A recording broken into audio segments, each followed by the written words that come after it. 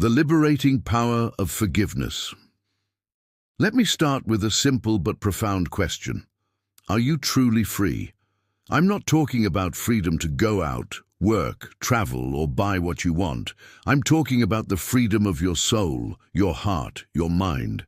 The kind of peace no one can steal, a peace that doesn't depend on money, status, or anyone's approval. The freedom that only comes when we learn to forgive, the invisible chains of resentment.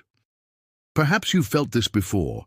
Someone hurt you, said something that tore your heart, or did something so unfair that you thought, "I'll never forgive, I'll never forget." And in that moment it even seemed fair to hold on. After all, it was them who hurt you, not you. They betrayed you, disrespected you, or deceived you. But over time, you realize that even if you didn't want it, the wound never fully healed. Resentment becomes an invisible chain. You keep living your life, working, smiling, posting pictures, but inside, you carry a weight. Every time you remember the hurt, your heart races, anger resurfaces, and sometimes tears fall. This is slavery. Resentment imprisons us without bars, sickens us without fever, and traps us emotionally in a cell that only forgiveness can unlock. Forgiveness is for you. Here's a secret Jesus taught us, one that is hard to grasp at first. Forgiveness doesn't mean you agree with the wrong or pretend it never happened. Forgiveness is choosing to no longer carry the burden. When you forgive, you're not saying what you did doesn't matter. Instead, you are saying what you did hurt me, but I won't let it define me or steal my peace. Forgiveness is not just a gift to the one who wronged you. It is a gift to yourself. It's like opening the prison door and finally taking a deep breath. Now I'm free. Jesus, the ultimate example. And if anyone understands forgiveness, it's Jesus. He was betrayed by a close friend, denied by one of his most faithful disciples, unjustly accused, beaten, humiliated in public, and crucified. If anyone had the right to hold a grudge, it was him. But do you know what he said? "And Father, forgive them, for they know not what they do." Jesus forgave us even when we didn't deserve it. He took upon himself our guilt, our sins, our mistakes, and still blessed us. He showed us that forgiveness doesn't depend on the other person's merit, but on the love we carry within. The weight of everyday life. Now let's bring this to real life. Have you noticed how everyday situations test our hearts? A spouse speaking harsh words, a relative who constantly criticizes instead of supporting, a friend who disappeared when you needed them most, a co-worker who spoke badly about you, a neighbor who treated you unfairly, someone in traffic who cut you off, making you explode in anger, a rude customer service worker who made you want to curse. All of this accumulates. It seems small, but each unresolved hurt is like a stone in the backpack of your soul. And before you know it, you're carrying a ton of stones, tired, joyless, forgiveness as liberation. When you choose to forgive, it's like removing stone by stone from that backpack.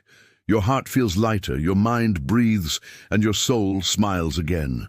Forgiveness doesn't erase the past, but it opens the door to the future. Forgiveness doesn't erase memory, but it heals the wound. Forgiveness isn't weakness, it's courage. Only the strong can look at a hurt and decide, "I will not live chained to this anymore." The power of love. Loving is harder than hating. Hate grows quickly, like a weed, but love takes choice, effort, patience. That's why forgiveness is a manifestation of love. Jesus said we should love even our enemies, and how can you love without forgiving? Forgiveness is proof of God's love working in us. When we forgive, we become more like Christ, and that's the true purpose of life, to be transformed into His likeness. Forgiveness in every area. Look at your life today. Is there someone you haven't forgiven yet? It could be your spouse, your parents, a sibling, a friend, a co-worker, a neighbor, or even someone who's no longer in your life but still occupies space in your heart. As long as you don't release forgiveness, you're not truly free. And it's not only about big hurts, even the small irritations of daily life. The driver who cut you off, the rude cashier, the unfair criticism, if not forgiven, accumulate as resentment. You can forgive. Today, forgiveness is a decision, not a feeling. If you wait to feel like forgiving, you might never forgive. But when you choose, something supernatural happens. The Holy Spirit comes and completes what you can't do alone. He pours love into your heart, gives you the strength you lack, and teaches you to see others with Christ's eyes. Conclusion: forgiveness frees. Let me end this conversation by reminding you, forgiveness is the key that unlocks the prison you put yourself in. When you release forgiveness, you choose life, peace, and freedom. You choose to be like Jesus. And you allow God's grace to flow through you, impacting not only your life, but also the lives of those around you. So, my friend, don't carry those invisible chains any longer. Forgive. Forgive your spouse, your family, your parents, your friends, your co-workers, your neighbor, your church brothers and sisters, the stranger on the road, the rude cashier. Forgive as Christ forgave you, and discover that true freedom is not in being right, but in having peace.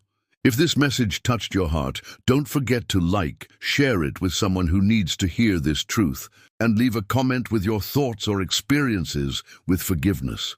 And of course, subscribe to the channel to receive more content that strengthens your faith, brings hope, and helps you grow closer to God.